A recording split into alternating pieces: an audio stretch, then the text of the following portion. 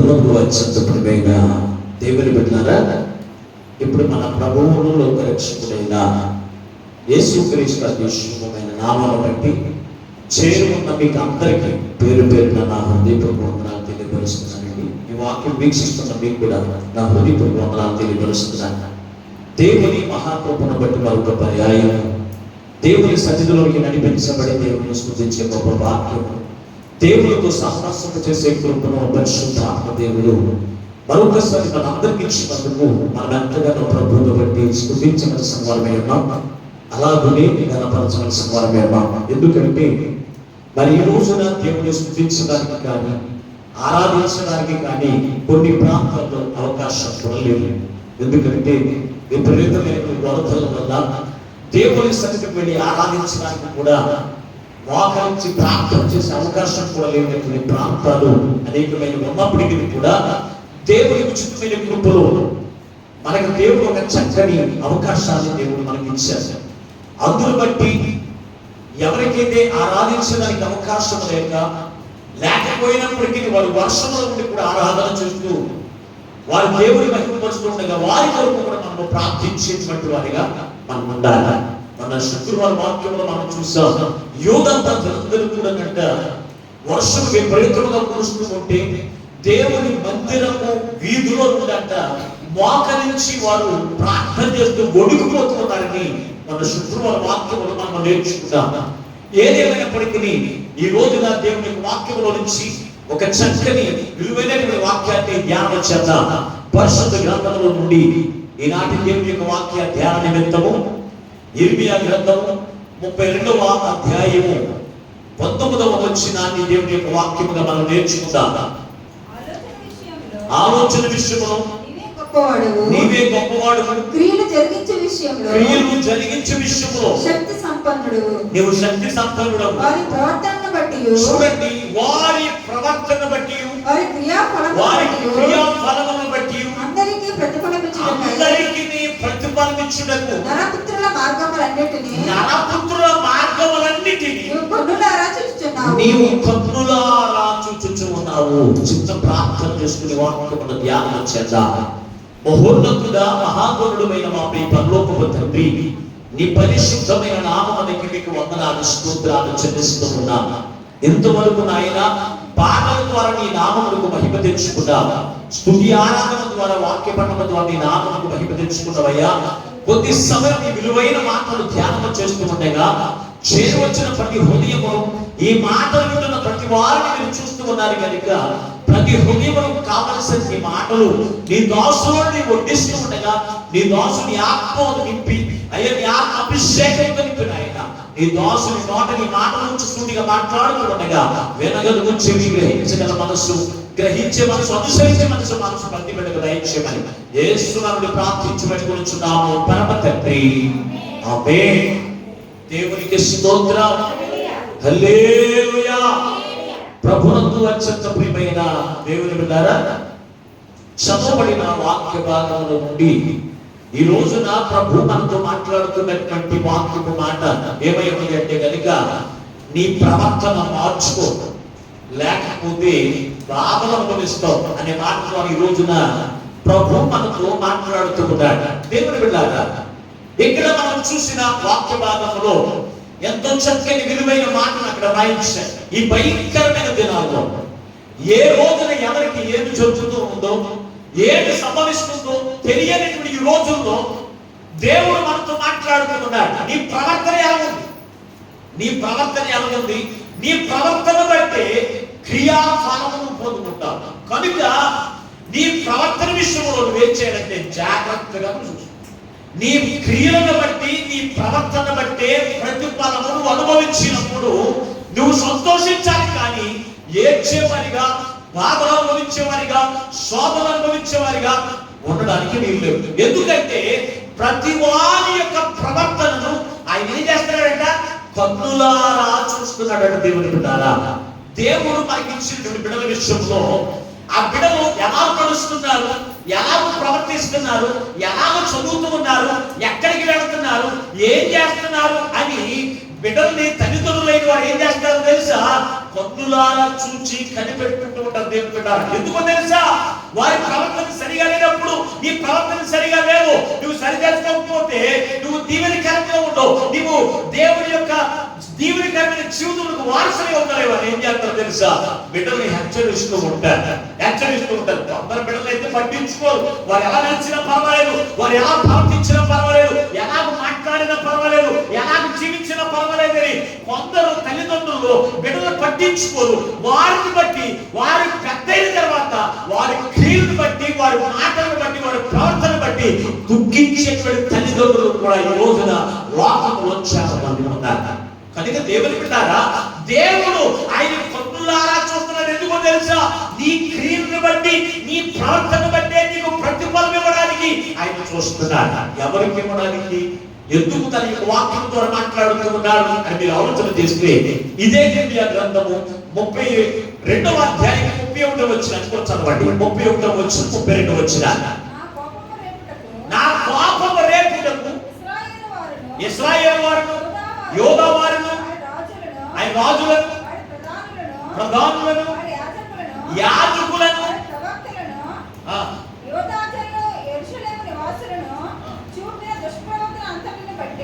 వారి దుష్ట ప్రవర్తన అంతటిని బట్టి, వారి దుష్ట ప్రవర్తన నివారణ చేయ ఉద్దేశించినట్లు చాలు దేవుని బిడ్డరా. దేవుడు ఎవరు చూస్తున్నాడని తెలుసండి? ఇశ్రాయేలు ప్రజలైన వారిని, యోధా వారిని, రాజులైనటువంటి వారిని, యాజకులైనటువంటి వారిని వారి దుష్ట ప్రవర్తన విడిచిపెట్టినట్లు దేవుని యొక్క వాక్యము ద్వారా వారిని హెచ్చరిస్తున్నాడు దేవుని బిడ్డ. ఎందుకో తెలుసా? వారి దుష్ట ప్రవర్తన అంట దేవునికి కోపమును పుట్టించేదిగా ఉందట. దేవునికి కోపమును, దేవునికి ఆయాసమును కలిగించేటువంటి ప్రవర్తన యూదులైన వారు, ఇశ్రాయేలు ప్రజలైన వారు, యాజకులు కూడా దుష్ట ప్రవర్తన కలిగిన జీవితంలో జీవిస్తూ ఉంటే దేవునికి కోపము పుట్టి వారి మీదకి ఉగ్రతను పంపిస్తుంది. ఈ రోజు మీరు ఆలోచన చేయండి. దేవుడు ఎవరిని విడిచిపెట్టడండి. యాజకుల్ని విడిచిపెట్టడు, విశ్వాసుని విడిచిపెట్టడు, రాజుని విడిచిపెట్టడు, అధిపతులైనటువంటి వారిని కూడా ఎవరిని కూడా విడిచిపెట్టడు. దేవుని వింటారా? ఎవరి ప్రవర్తనను బట్టి, ఎవరి యొక్క క్రియలను బట్టి వారికి ప్రతిఫలం ఇవ్వడానికి ఆయన అనుకున్నాడు తెలుసా? ఆయన కన్నులారా చూస్తూనే ఉంటాడు దేవుడు. కానీ మనం అనుకుంటాం మనం ఏది చేసినా దేవుడు చూడట్లేదు, మనం ఎలా నడుచుకున్నా, ఎలా ప్రవర్తించినా, ఎలా మాట్లాడినా దేవుడు చూడట్లేదు అని అనుకుంటాం దేవుని బిడ్డలారా. కానీ ఆయన ప్రతి మనిషిని కూడా చూస్తున్నాడు దేవుని బిడ్డలారా. ప్రతి మనిషిని చూస్తున్నాడు దేవుని బిడ్డలారా. రాజుల మొదటి గ్రంథం చూడండి ఒకసారి. రాజుల మొదటి గ్రంథం 8వ అధ్యాయము 39వ వచనం. రాజుల మొదటి గ్రంథం 8వ అధ్యాయము 39వ వచనం.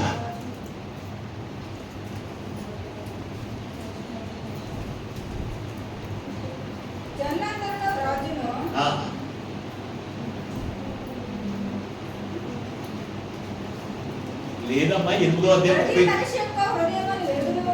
ప్రతి మనుషుల యొక్క హృదయములను నువ్వు ఎరుగుదు కనుక నీవు ఆకాశము నివాస స్థలంగా చేసుకుని విని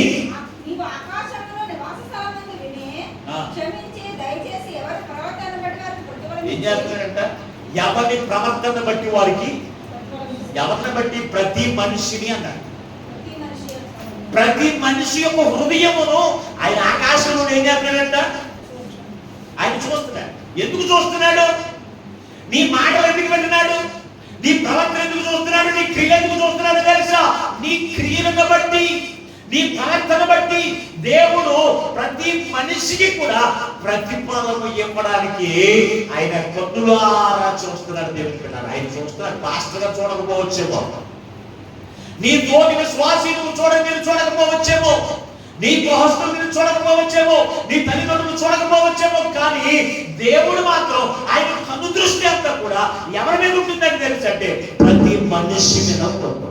ప్రతి మనిషి మీద కూడా ఉంటుంది. ప్రతి మనిషి మీద ఉండి వారు చేస్తున్నటువంటి క్రియలను బట్టే, వారు ప్రవర్తించినటువంటి ప్రవర్తన బట్టే దేవుడు ప్రతిఫలం ఇస్తున్నాడు తప్ప ఆయనకి ఆయనే దేవుడు నీకు శ్రమలు కలగ చేయట్లేదు, ఆయనకి ఆయనే నీకు తెగులు కలగ చేయట్లేదు, నీవేమో మంచి ప్రవర్తన నీ జీవితంలో కనపడదు. ఎక్కడ వెతికినా కానీ, ఎక్కడ చూసినా నీ మాటలు సరిగా ఉండవు, నీ ఆలోచనలు సరిగా ఉండవు, నీ క్రియలు సరిగా ఉండవు. అటువంటిప్పుడు దేవుడు మంచి ప్రతిఫలం ఇవ్వనప్పుడు అప్పుడు అనుకుంటాం దేవుడు ఉన్నాను, కానీ దేవుడు నాకేంటి ఎలా బాధలు కలగజేస్తున్నాడు, ఏంటి దేవుడు ఏంటి శ్రమలు కలగజేస్తున్నాడు, ఏంటి నాకు దుఃఖములు కలగజేస్తానని, ఎందుకు నాకు ఈ బాధలు కలగజేస్తానని దేవుడు దూషించేటువంటి క్రైస్తవులు ఈ రోజున చాలా మంది ఉన్నారు దేవుని బిడ్డ. అందుకే ప్రభు మన అందరితో మాట్లాడుతున్నారు దేవుని బిడ్డారా. ఆయన చూసేటప్పుడు మన ప్రవర్తన అనుకున్నారో తెలుసా, మంచి ప్రవర్తన కలిగినటువంటి జీవితం కలిగినటువంటి వారే.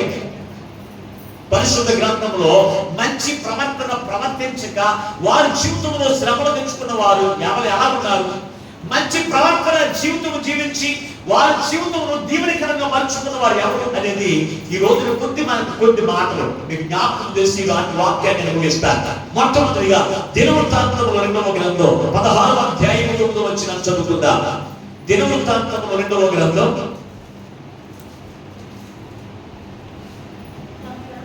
16వ అధ్యాయం 9వ వచనం. తన ఎడల యథార్థ హృదయములు కలిగిన వారిని బలపరచుటకై యెహోవా కను దృష్టి లోకమందంతటా సంచారము చేయుచున్నది.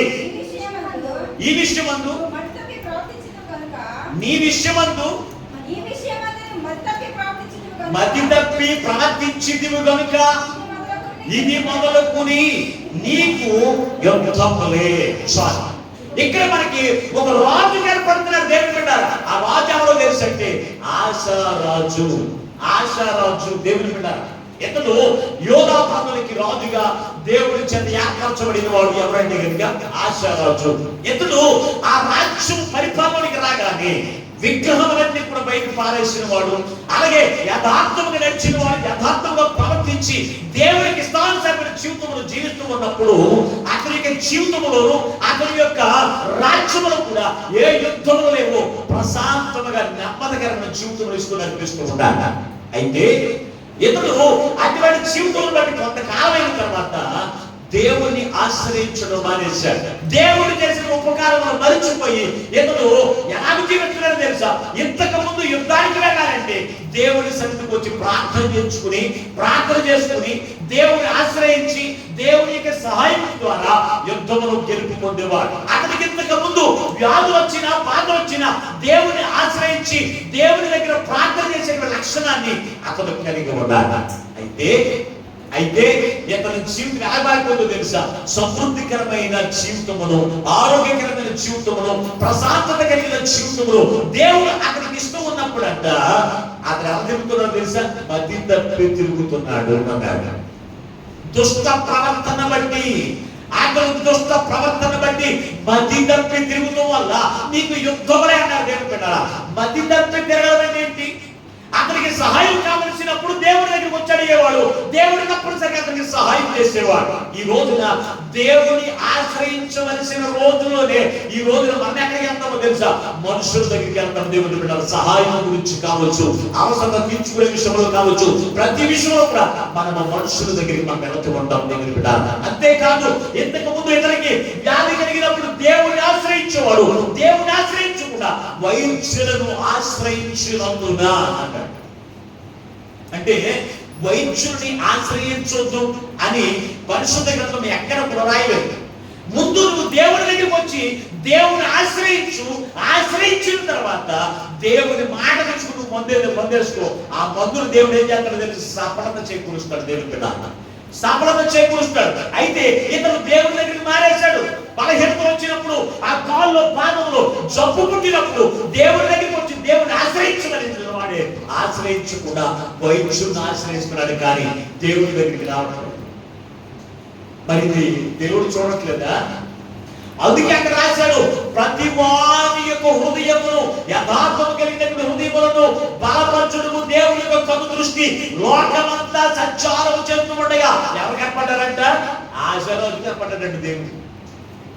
ఆశారాజు దేవుడికి కనపడ్డాడు. అప్పుడు వెంటనే ఎవరు పంపించాడో తెలుసా, దీర్ఘదర్శి అయిన హనానును పంపించాడు. దేవుని బిడ్డ పంపించి అతనికి హెచ్చరిక చేయి, నన్ను విడిచిపెట్టి తిరుగుతున్నాడు, అతను నన్ను ఆశ్రయించడం మానేశాడు. నన్ను విడిచిపెట్టి అతడు మనుషుల్ని, వైద్యుల్ని ఆశ్రయిస్తున్నాడు తప్ప నా దగ్గరకు వచ్చి ఆశ్రయించడం మానేశాడని ఎవరిని హెచ్చరిక చేయమన్నాడు. అసలు లెక్క చేయలేదు. ఈ రోజున ఎప్పుడు పొందు పెట్టుకుంటారు తెలుసా?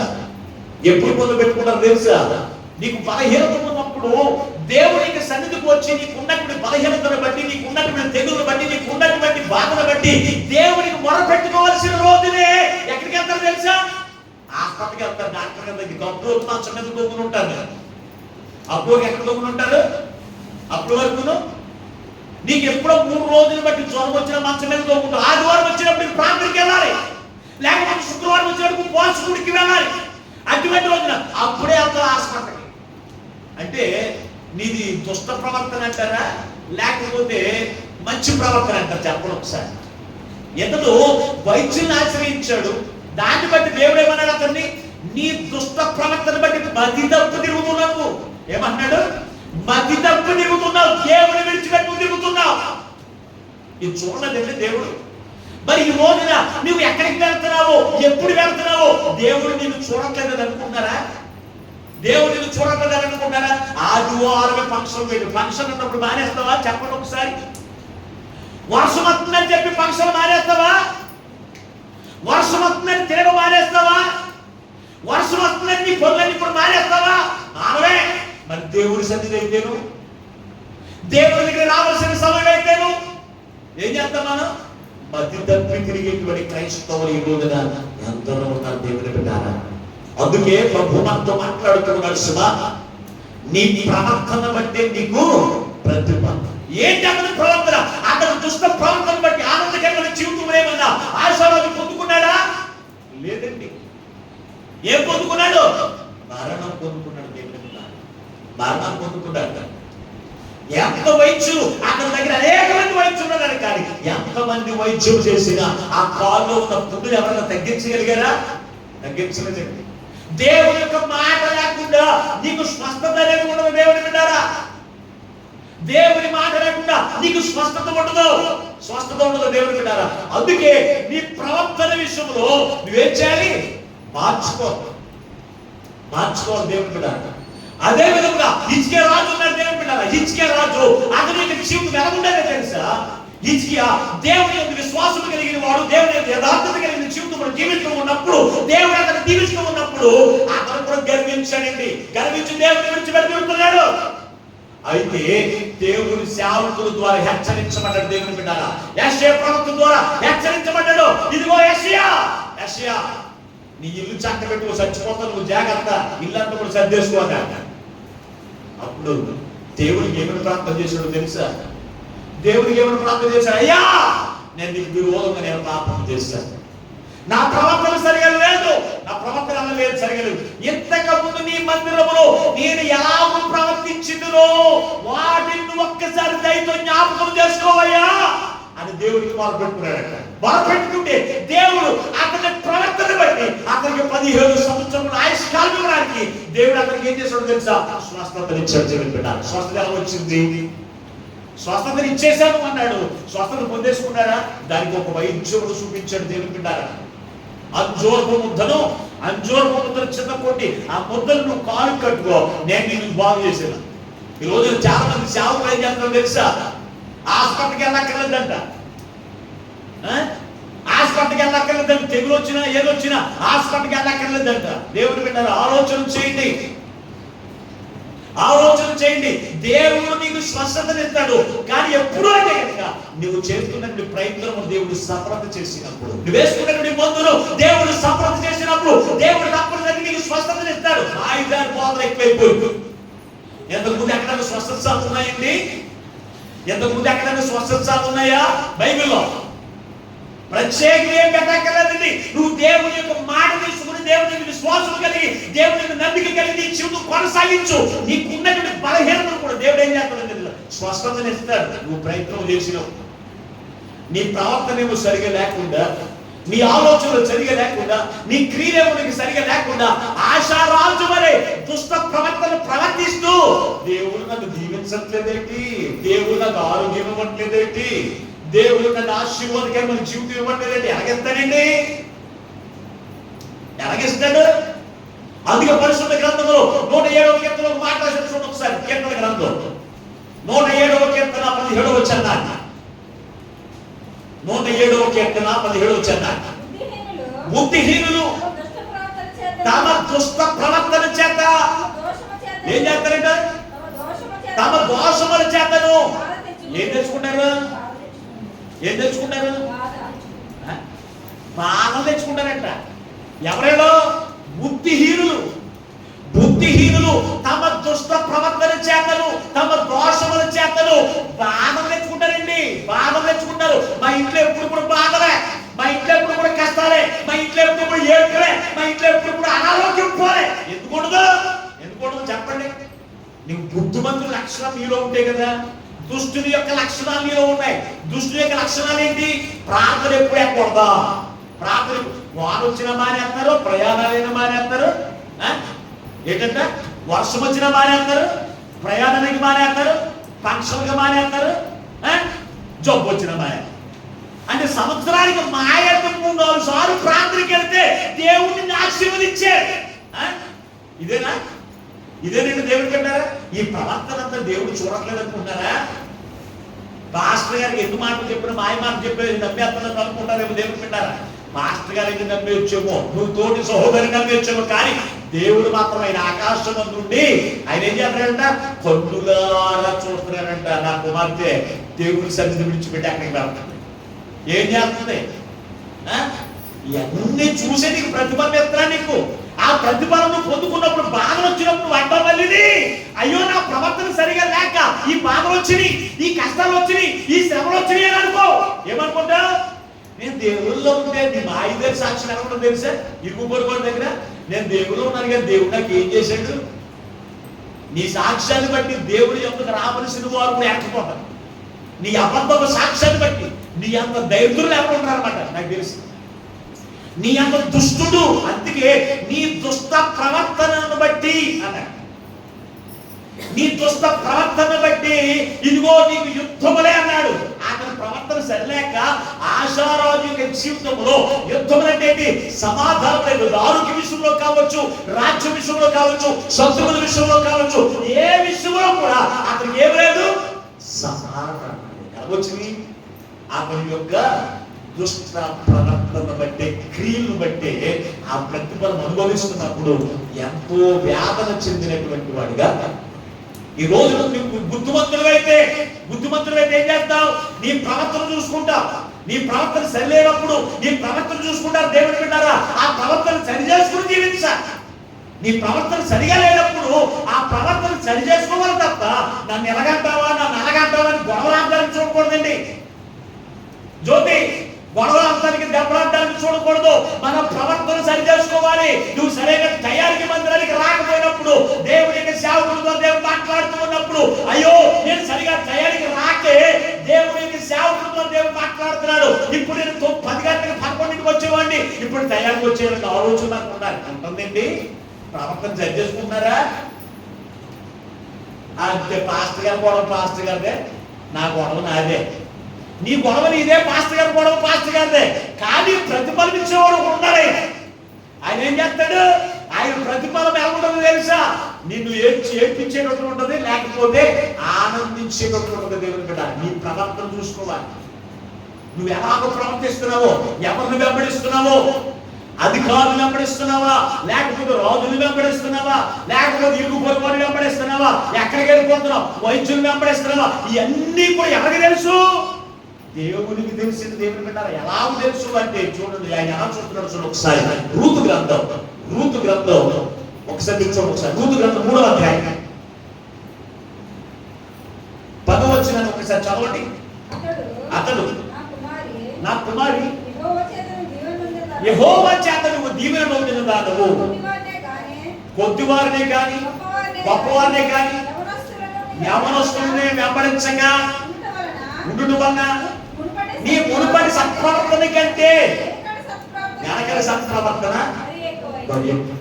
ఇక్కడ రూతు అనే కుమార్తె ఉంది. ఈమె ఎవరు తెలుసా?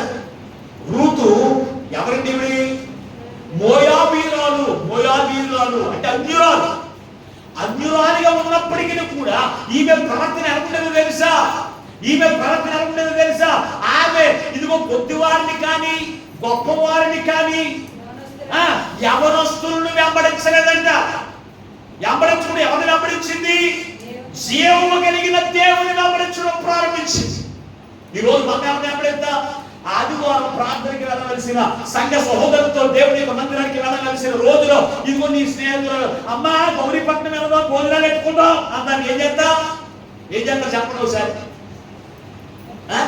మా ఫ్రెండ్ అడిగింది. ఎవరమ్మా? మా ఫ్రెండ్ అడిగింది. ఆ ఫ్రెండ్ గురించి ఏం చేస్తావు నువ్వు?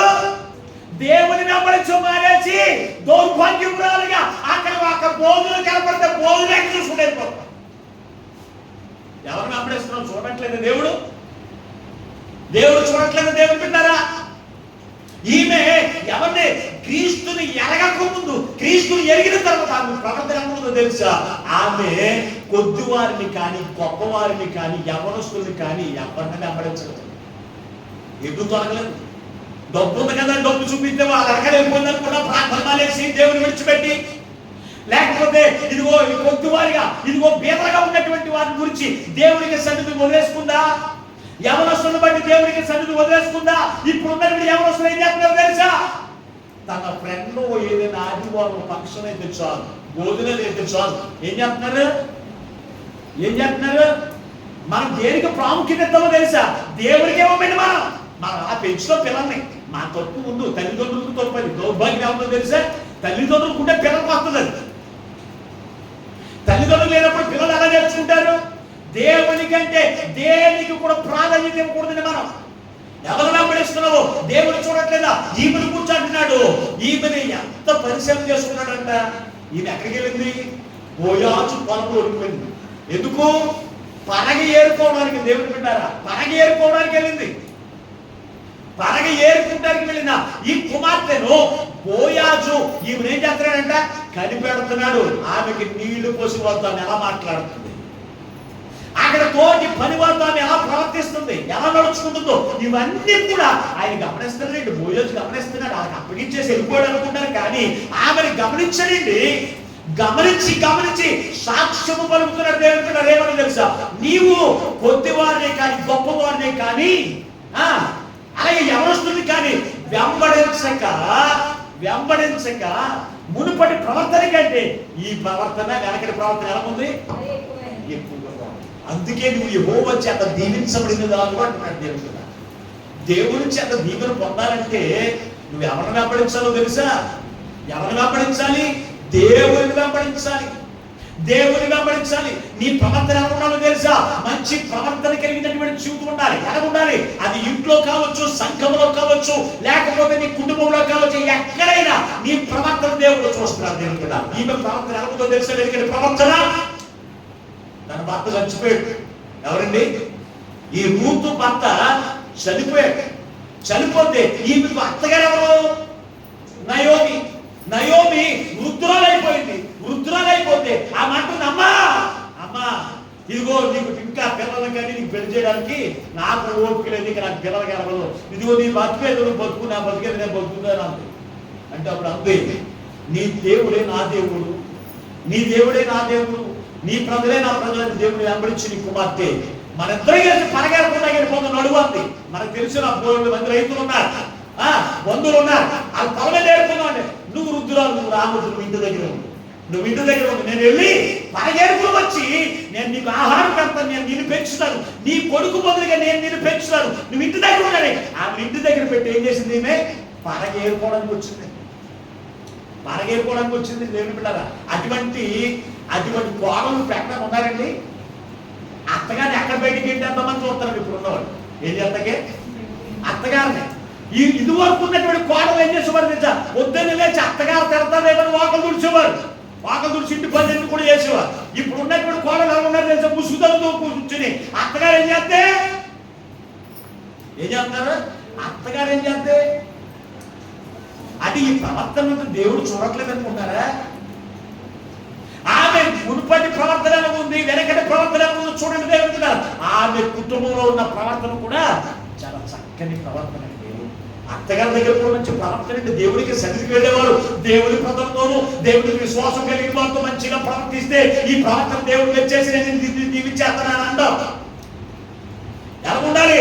వెనకాల ఉన్న ప్రవర్తన, మందిరంలోకి రాకుండా ఇంటి దగ్గర ఉన్న ప్రవర్తన కూడా దేవుడు చూస్తున్నాడు.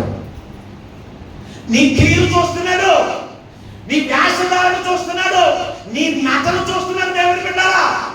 చాలా జాగ్రత్త అండి. వాక్యం అంటే చాలా జాగ్రత్త అండి.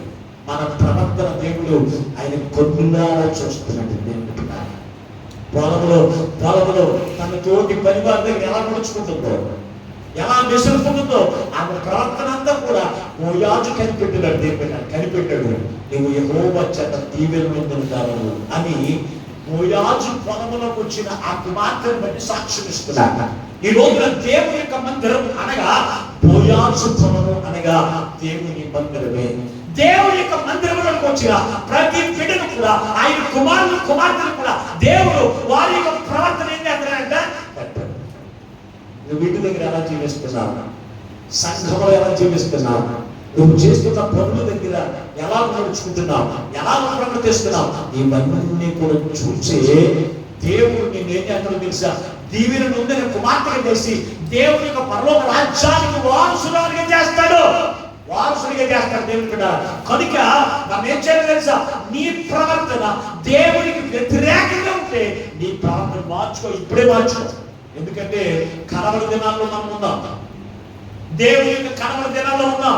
ఈ కనబడి దినాల్లో దేవుడు ఈ లోకంలో నువ్వు జీవించిన జీవితం బట్టి ప్రతిఫలం ఇవ్వడానికి ఆయన రెడీగా ఉన్నారు. కొన్నులారా చూసి కౌంటింగ్ చేస్తున్నారు. దేవుని బిడ్డారా, కౌంటింగ్ చేస్తున్నారు. కనుక నువ్వేం చేయాలి? నీ ప్రవర్తన మార్చుకో. సరిగా లేకపోతే నువ్వు చేసే పని దగ్గర కావచ్చు, కుటుంబంలో కావచ్చు, సంఘంలో కావచ్చు, దేవుడి దగ్గర కావచ్చు, నీ ప్రవర్తన సరిగా లేకపోతే, దేవుని వెంబడించే విధానం నీకు లేకపోతే ఇప్పుడే నువ్వు సరి చేసుకొని దేవుని బిడ్డారా. పరిశుద్ధ గ్రంథంలో మరొక రాజు నుంచి అక్కడ రాసిన మాటలు చూడగలిగితే, రాజులు 2వ గ్రంథం 22వ అధ్యాయం 2వ వచనం చదవండి ఒకసారి. యోషియా అనేటువంటి ఒక రాజు మనకి కనపడుతూ ఉన్నాడు. అతని గురించి సాక్ష్యం ఏమైనా ఒకసారి చదవండి. అతను యెహోవా దృష్టికి యథార్థముగా నడుచుచు కుడి ఎడమలకు తిరగక తన పితరులైనటువంటి దావీదు చూపిన మార్గంలో సరిగా ప్రవర్తించాడు. ఎవరు చూపించాడంటే ఒక మార్గం. దావీదు ఒక మార్గం చూపించాడు యోషియాకి. ఏమో చూపించాడు? అబ్బాయి ఎటుబడి తిరిగేద్దు, ఎటుబడి తిరగదు. ఎవరిని వెంబడించాలి? దేవుని వెంబడించి యథార్థంగా వెంబడించాలి. దేవుని వెంబడించేవాడు అబద్ధాలతో కాదు, అబద్ధపు మాటలతో కాదు, మోసపూరితమైన జీవితంతో కాదు.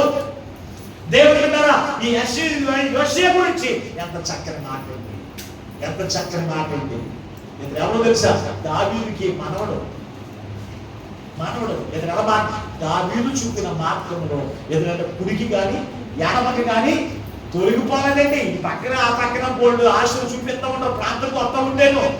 1000 రూపాయలు చూపించవచ్చు, లేకపోతే మేకమాసం చూపించవచ్చు, బిర్యానీ చూపించవచ్చు, ఏదో ఒక పక్కన ఏదో ఒకటి చూపిస్తా ఉంటే అటు ఇటు కూడా నువ్వు తొలగిపోవడానికి వీల్లేదు.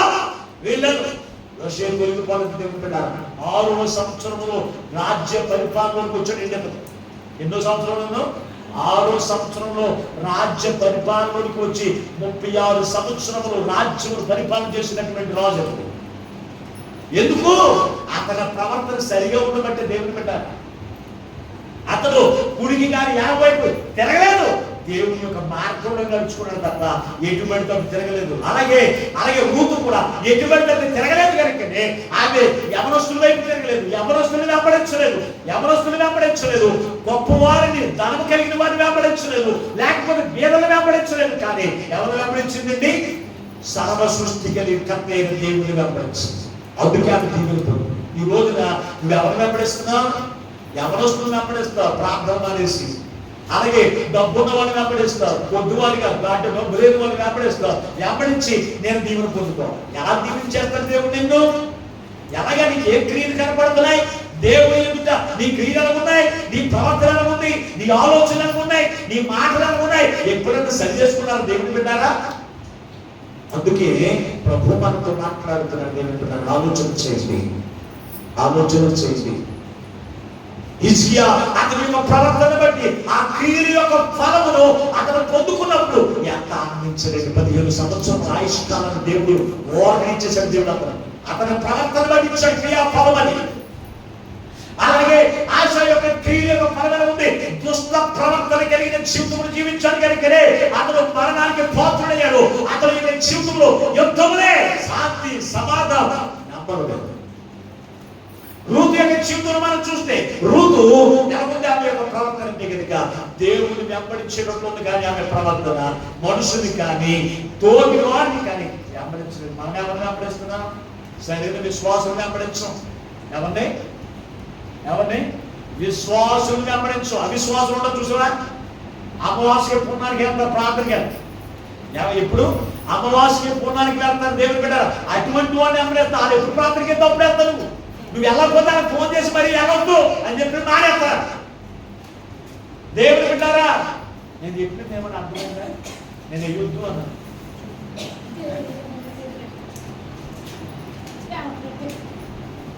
దేవుని మీద ఆలోచన చేయండి. ఎవరిని వెంబడిస్తున్నా? నీ తోటి వారిని వెంబడిస్తే నరకానికి తీసుకుని వెళ్ళిపోతారు దేవుని బిడ్డ. తోటి వారిని వెంబడిస్తే నీ ప్రవర్తన బట్టి నరకానికి వెళ్ళిపోతారు దేవుని బిడ్డారా. పరిశుద్ధ గ్రంథంలో ఇదిగో సొలొమోను యొక్క కుమారుడు ఉన్నాడు. అతడు ఎవరిని వెంబడించాడు తెలుసా? యెరోబోము అనేటువంటి కుమారుడు ఎవరిని వెంబడించాడు? తన తోటి స్నేహితులను వెంబడించాడు. దేవుడి యొక్క మార్గమును విడిచిపెట్టి ఏమైపోయి కూడా తెలుసా? అతని క్రియలు పడగలదో తెలుసా? యోగ వారందరికీ అతను తరిమి బయటికి రాజుని దారిలో చేసి సౌలు యొక్క కుమారుడు యోగ అతను ఏం చేశాడు? తరిమేశాడు. అతని క్రియలు సరిగా లేదు. దేవుని బిడ్డారా, మీరు ఆలోచన చేయండి. యోబు యొక్క జీవితంలో 200 ఆశీర్వాదాలకు వారసుడిగా ఉండడానికి గల కారణం తెలుసా? అతని యొక్క క్రియలు ఉన్నాయి తెలుసా? అతని ప్రవర్తన ఉందో తెలుసా? ఒకసారి యోబు గ్రంథం 13వ అధ్యాయం 27వ వచనం. యోబు గ్రంథం 13వ అధ్యాయం 27వ వచనం.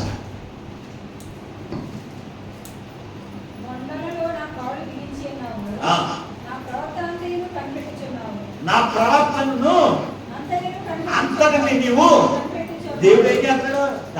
యోబు తెలిసింది నా ప్రవర్తన నువ్వు కనిపెడుతున్నావు కనుక నా కాళ్ళని నువ్వు దేంతో బిగించేసావు? కొండలో బిగించేసావు. అంటే ఎక్కడికి అంత గీయలేదని దేవుడు వాక్యం నుంచి అంత కాళ్ళు కనిపించేసుకున్నాడు యోబు. అందుకే ఎటుపడతాడు ఏ పక్కకు పడతా పక్క తిరిగే వ్యాచి కాదది యోబు. కష్టాలు వచ్చినా, శ్రమలు వచ్చినా, బాధలు వచ్చినా, వర్షాలు వచ్చినా, వరదలు వచ్చినా దేవుని వెంబడించాడు తప్ప దేవుని విడిచిపెట్టిన జీవితం లేదు కనుక 200 ఆశీర్వాదములకు వారసుడయ్యాడు. అతని క్రియల ఫలం, అతని క్రియల యొక్క ఫలం అని దేవుని బిడ్డారా. ఈ రోజున నీ క్రియలు ఉన్నాయి. చిన్న కష్టాలు వచ్చే ప్రార్థన మానేస్తారు, వ్యాధులు వస్తే మానేస్తారు, బాధలు వస్తే మానేస్తారు. దేవుడి దగ్గరికి వచ్చి విడుదల పొందవలసిన నీవే. దేవుడి దగ్గరికి వచ్చి దేవుడికి సహాయం పొందవలసిన నీవే. నీ క్రియలు, నీ ప్రవర్తన ఒకసారి ఎప్పుడైనా చూసుకున్నావా? నువ్వు ఎలా ప్రవర్తిస్తున్నావో, ఎలా మాట్లాడుతున్నావో, ఎలా నడుచుకుంటున్నావో ఎప్పుడైనా చూసుకుంటున్నావా? దేవుని బిడ్డారా, అందుకే ప్రభు మనతో మాట్లాడుతున్నా. నీ క్రియల ఫలమే పొందుకుంటావు. నీ క్రియల యొక్క ఫలమే పొందుకుంటావు. అది ఆలోచన కలిగి ఉండాలి దేవుని బిడ్డారు. ఆలోచన కలిగి మనం జీవించాలి. అంతేకాని మనకి ఇష్టం వచ్చింది మనం జీవించడానికి వీల్లేదు. దేవుడు ఎవరిని వదలడు. యాజకులని వదిలేస్తారనుకుంటారా? యాజకులని వదిలేస్తారనుకుంటారా? యాజకులు బిడలు వదిలేస్తారని అనుకుంటారా? ఒకసారి హోషేయ గ్రంథం 4వ అధ్యాయం 9వ వచనం. హోషేయ గ్రంథం 4వ అధ్యాయం 9వ వచనం.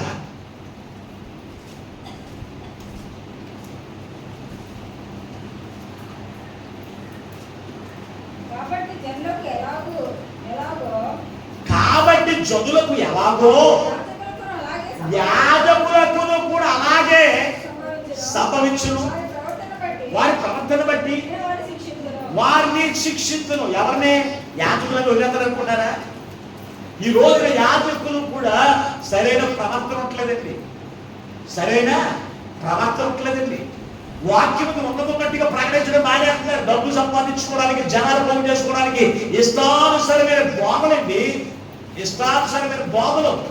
ఆ బోధన బట్టి ఈ రోజున దేవుని యొక్క సంఘమును కూడా, జీవము కలిగిన దేవుని యొక్క సంఘాన్ని కూడా పాడు చేసి నరకానికి పంపించేటువంటి క్రైస్తవులు, యాజకులు ఉన్నారు.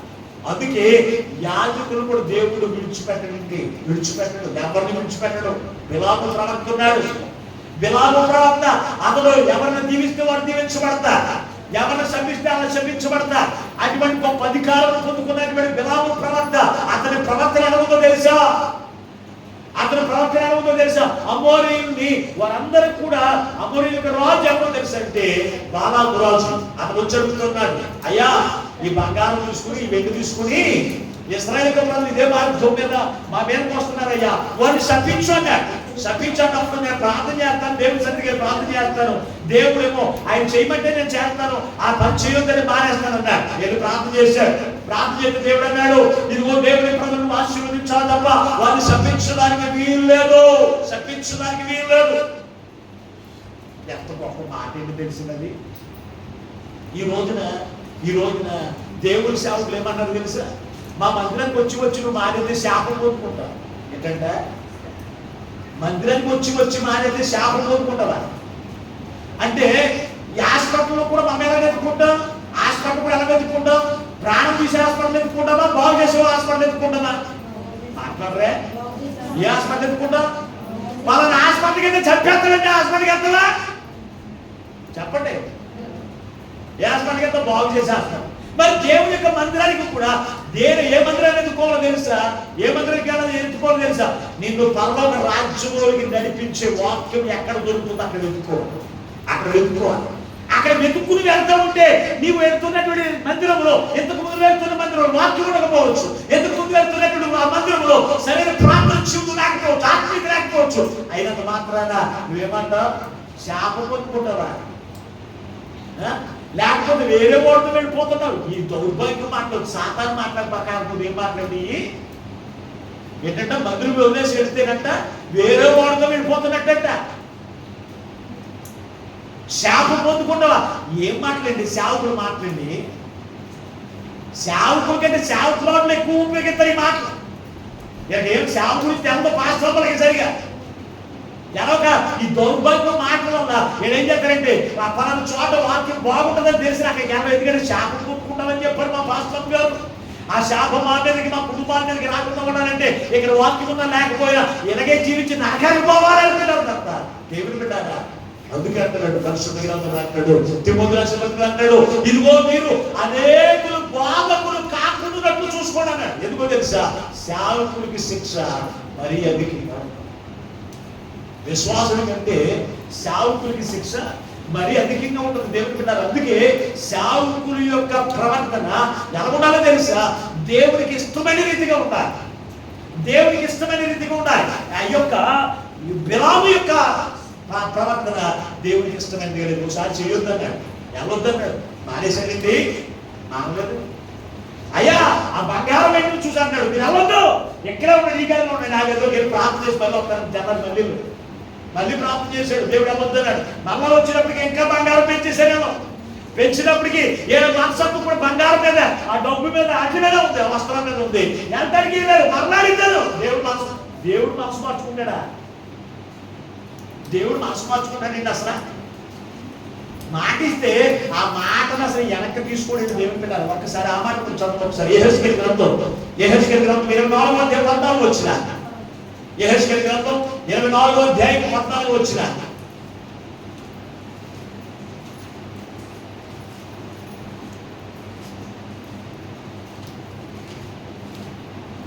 చాలా నిదానంగా ఉన్నారు. వర్షం వల్ల మబ్బు మైండ్ పట్టేసినట్టు చదవడం. యెహోవానైన నేను మాట ఇచ్చి ఉన్నాను, అది జరుగును, నేను నెరవేర్చను, నేను వెనక తీయను, కనికరింపను, సంతాపపడను. నీ ప్రవర్తన బట్టి, నీ క్రియను బట్టి నీకు శిక్ష మాత్రం విధించేస్తాను. దేవునికి స్తోత్రం అన్నాడా లేదా? ఆయన మాట వెనక్కి తీసుకుంటారు అన్నాడా? కనికరిస్తాను అన్నాడా? అనలేదు. మా పాస్టర్ గారే కదా ఇప్పుడు వరకు నా సేవ చేశాడు, నా సేవ చేశాడు కానీ నీకు చిన్న తప్పడం వల్ల ఇతను మార్చేసి శిక్ష అంతా కూడా తీసేస్తాను అంటారా అని అనలేదు. అని అనలేదు దేవుని పెట్టారా? అతను విడిచిపెట్టలేదు దేవుని పెట్టారా? విడిచిపెట్టలేదు.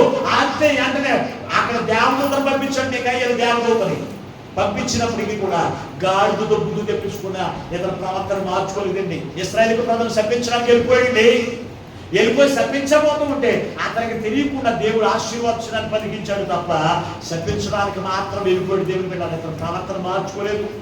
అందుకే దేవుడు అతని ప్రవర్తన బట్టి అతని క్రియల ఫలమేమో తెలుసా? నీతి మంతుల మరణం నాకు కావాలనుకున్నాడు. కానీ ఇతనికి మరణం ఏమొచ్చిందో తెలుసా? ఎవరో పురుచూడగా విసిరిన బాణానికి గురి అయిపోయి చచ్చిపోయి దేవుడు. నీతి మంతుల మరణం అతనికి రాలేదు. కానీ కారణం ఏంటి? యాజకుడని దేవుడు విడిచిపెట్టండి. జనులందరికీ ఎలాగూ క్రియలను బట్టి ప్రతిఫలమిస్తాడో దేవుని సేవకునికి కూడా అటువంటి ప్రతిఫలము దేవుడు ఇచ్చేవాడిగా ఉంటాడు. దేవుడు పెట్టాలి. అటువంటి ప్రతిఫలము దేవుడు ఇచ్చేవాడిగా ఉన్నాడు. అని ఎవరిని కూడా ఆయన ప్రతిఫలం ఇచ్చేటప్పుడు ఆయన కనికరం చూపించడు. దేవుడు పెట్టారా? ఇంతకు ముందు ప్రేమ స్వరూపిగా మన మధ్యలోకి వచ్చాడు. రక్షణ కార్యక్రమం వచ్చా. ఇప్పుడు మనం ఎలా వస్తాడో తెలుసా? యోధారాజు సింహం. ఆయన ఎలా వస్తారు? యోధా గోత్రమ సింహం అని వస్తారు. దేవుడు పెట్టారా? యోధా గోత్రమ సింహానికి కనికరం ఉండదు. ఆయన మాట ఇచ్చాడంటే నెరవేర్చే దేవుడు తప్ప నేను నిన్ను దీవిస్తాను అంటే దీవిస్తాను, నిన్ను శపిస్తానంటే శపిస్తాను. ఆయన శపిస్తాడు. మనుషులు ఎవరు కూడా శపించవలసిన పని దేవుడు యాజకునే కాదు, యాజకుని బిడ్డలు కూడా దేవుడు విడిచిపెట్టాడు. దేవుడు పెట్టారా? పరిశుద్ధ గ్రంథంలో మీరు చూడగలిగితే సమూయేలు మొదటి గ్రంథంలో ఆ 2వ అధ్యాయం 22వ వచనంలో ఏలి కుమారులు ఉన్నారు. ఏలి యాజకత్వం చేసేటువంటి వాడిగా కనపడుతున్నాడు. దేవుడు పెట్టారు. యాజకత్వం చేసేటువంటి వాడు ఏలి. అతని కుమారులు మాత్రం దేవుడి మందిరానికి వస్తున్నటువంటి వారితో ఏం చేసేవాడంట? పాపము చేయించు వచ్చారంటే దేవుడు పెట్టారా? పాపము చేయించు వచ్చారు. అయితే పాస్టర్ గారి కొడుకు అని చెప్పేసి వదిలేశాడండి దేవుడు. పాస్టర్ గారి కొడుకు అని వదిలేశాడా? వదలలేదండి.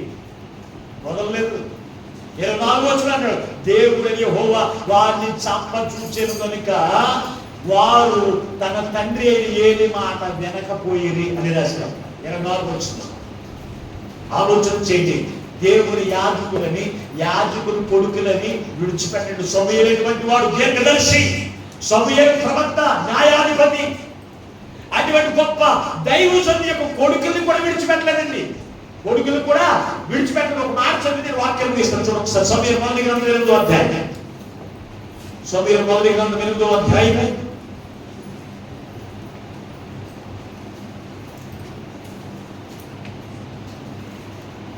2వ వచనాన్ని కింద చదవండి ఒకసారి.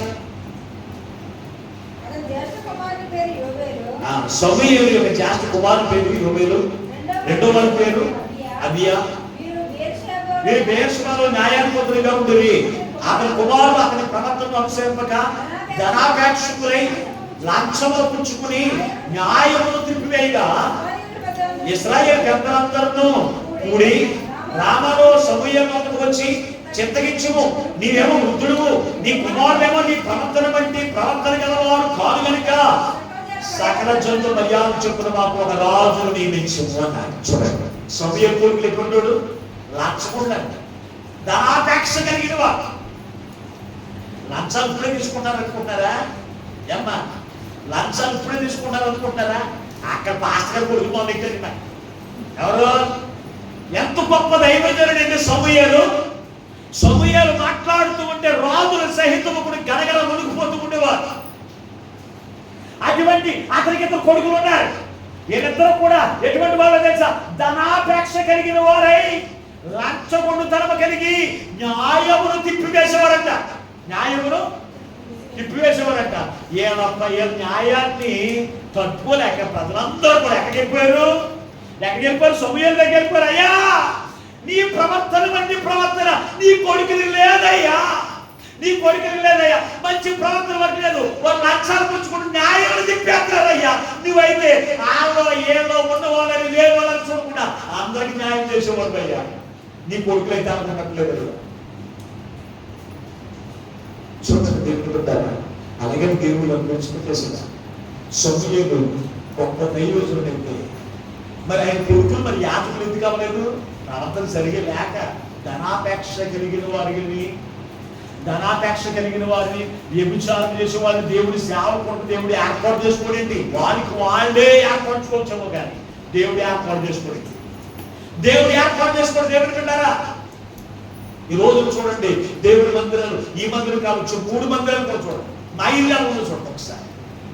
నేను అనేకమైన ప్రాంతాలకు దేవుడి విశ్వాసం ప్రకటించడానికి అనేకమైన ప్రాంతాలకు వెళ్తాను. నేను వెళ్ళిన చోట అనేకమైన సోఫాలు ఉంటాయి, మంచి మంచి విలువైన వస్తువులు అన్నీ ఉంటాయి కానీ అవి మా ఇంట్లో లేవని ఎప్పుడు బాధపడలేదు. అటువంటి అపేక్ష నేను అసలు ఎప్పుడు కూడా కలిగలేదు. దేవుడు పెట్టాలి, కలిగలేదు. ఎందుకో తెలుసా? దేవుడు మన కొరకు ఒక పనిని దేవుడు సిద్ధపరిచినప్పుడు ఆ పనిని చూసుకుంటూ ముందుకు వెళ్ళాలి. ఎందుకో తెలుసా? దేవుడి చేసే క్రియాఫలాలను బట్టి మనం ఆనందించే వారికి ఉండాలి. దేవుడు పెట్టారు. నీ క్రియలు బట్టి, నీ ప్రవర్తన బట్టి దేవుడు ప్రతిఫలిస్తూ ఉంటే నువ్వు సంతోషంతో గొంతులు వేసేవారికి ఉండాలి తప్ప, నీ క్రియలు బట్టి, నీ ప్రవర్తన బట్టి దేవుడు ప్రతిఫలిస్తే ఏడుపు కొట్టు మొహమెట్టు యాగమని కాదు, నాకు యాగన పట్టము కాదు దేవుని బిడ్డారా. అందుకే ప్రభు మనతో మాట్లాడుతున్నాడు. నీ క్రియ ప్రతిఫలం ప్రవర్తన మార్చుకుంటుకును అన్నాడు. అందుకే ఇందాక మూలవచనంలో ఏమని రాశాడో తెలుసా? నేను 19వ వచనం చెప్పాను. ఎప్పుడు ఇర్మియా గ్రంథం 32 వచనం చెప్పిన తర్వాత 31 వచనం చెప్పాను. 31 వచనం అన్నాడు, వారు ప్రవర్తన మార్చుకున్నట్లు యాజకులను అలాగే యూదులైన వారు అలాగే ఇశ్రాయేలు ప్రజలు మార్చుకున్నట్టు, వారు దుష్ట ప్రవర్తన మార్చుకున్నట్లు నేను మాట్లాడుతున్నాను. ఈ రోజున మీలో అటువంటి దుష్ట ప్రవర్తన, ఆశలో ఉన్నటువంటి దుష్ట ప్రవర్తన నీలో ఉంటే ఇప్పుడే విడిచిపెట్టే, మార్చుకో.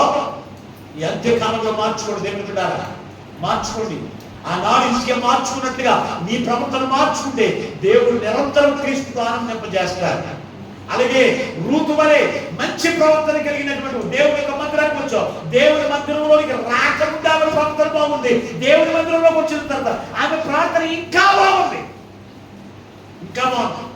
ఈ రోజు నీ ప్రవర్తన ఉంది. నువ్వు దీవెన ఉండాలంటే నీ ప్రవర్తన మార్చుకోండి తప్పనిసరిగా. లేకపోతే శ్రమల పాలు, బాధల పాలు, కష్టాల పాలవుతావు, రోగాల పాలవుతావు. అటువంటి వారిగా ఉండకుండా ఉండాలి అంటే కనుక నీ ప్రవర్తన దేవుడు చూస్తున్నాడు, ప్రతిఫలం ఇవ్వడానికి చూస్తున్నాడు. మరిని ప్రతిఫలం ఇచ్చేటప్పుడు నువ్వు ఆనందించాలంటే నీ ప్రవర్తన సరి చేసుకోండి. ఆయన ఇచ్చేటువంటి దీవులకు, ఆయన ఇచ్చేటువంటి పరలోక రాజ్యానికి వారసులు కండి. అందుకే క్రీస్తు మీ కొరకు, నా కొరకు శ్రమపరచబడి, గాయపరచబడి, ఆయన రక్తంలో కాచి గొడాదాపడ తిరిగి శిలువ యాగం ఎందుకయ్యాడు తెలుసా? ఆయన ప్రాణం ఎందుకు అంటాడు తెలుసా? నువ్వు శ్రమలు పోలవడానికి, బాధలు పోలవడానికి కాదు, నిత్యము క్రీస్తుతో ఆనందించడానికి. అంటే మా భాగ్యమైన పరిశుద్ధాత్మ దేవుడు నిరంతరం ఈ మాటలు బిడ్డలందరికీ అనుగ్రహించుగాక. ఆమె ప్రార్థన చేసుకుంటాం. తనలో వచ్చి మోకరించండి, ప్రార్థన వినిపించండి. మహోన్నతుడా, మహాగరుడైన మా ప్రియ పరలోకపు తండ్రి, ఈ పరిశుద్ధమైన ఘనమైన నామానికి మీకు వందనాలు, స్తోత్రాలు. ఎంతవరకు నాయనా నీ అమూల్యమైన మాటలు చేత నీవే అందరితో మాట్లాడు అయ్యా. ఎంతమంది మాటలు ఏ బిడ్డలు కూడా వ్యర్థంగా విడిచిపెట్టక ప్రతి హృదయంలో నీరు కట్టి ఫలింపజేసి అయ్యా మా ప్రవర్తన దేవుడు చూస్తున్నాడు, ప్రతిఫలం ఇచ్చే దేవుడు చూస్తున్నాడని అయ్యా. ఎవరికి వారే అయ్యా ఇసుకే వారే ప్రవర్తన సరి చేసుకున్నట్లుగా అయ్యా యోబు అనే తన ప్రవర్తన సరి చేసుకున్న రెండంతల ఆశీర్వాదానికి వారసుడిగా ఉన్నట్లుగా నీ మందిరంలో ఉన్న మందిరం మా ప్రవర్తన సరి చేసుకున్నట్టుగా, మా ప్రవర్తన బట్టి నువ్వు సంతోషించేవారిగా, మా ప్రవర్తన బట్టి ఆనందించి దీవెన వర్షం మాకు కుమ్మరింపజేసి అయ్యా, మా ప్రవర్తన బట్టి, మా క్రియను బట్టి నీవు సిద్ధపరిచిన దాచి ఉంచిన మేలు ప్రతిఫలం ఎందుకుని ఆనందించినాక నీవే గొప్ప చూపించిన ఎవరైతే ఇంతవరకు ప్రభువా నీ వాక్యం ఎరగక అయ్యా అయోగ్యముగా ప్రవర్తించినట్లయితే, దుష్ట ప్రవర్తన ప్రవర్తించినట్లయితే, మూర్ఖ ప్రవర్తన ప్రవర్తించినట్లయితే ఈ రోజునే ప్రవర్తన సరి చేసుకుని నీవిచ్చిన దీవెనకు పాత్రలు చేసి మీరు మహిమలో పొందమని ఎంతవరకు మా మధ్యలో దిగు వచ్చి మాతో మాట్లాడి మమ్మల్ని బలపరిచిన యేసు నామమున ప్రార్థించి వేడుకొనుచున్నాము పరమ తండ్రి, ఆమేన్. దేవుడు మిమ్మల్ని అందరినీ దీవించును గాక. ఆమేన్. మీ అందరికీ వందనాలు.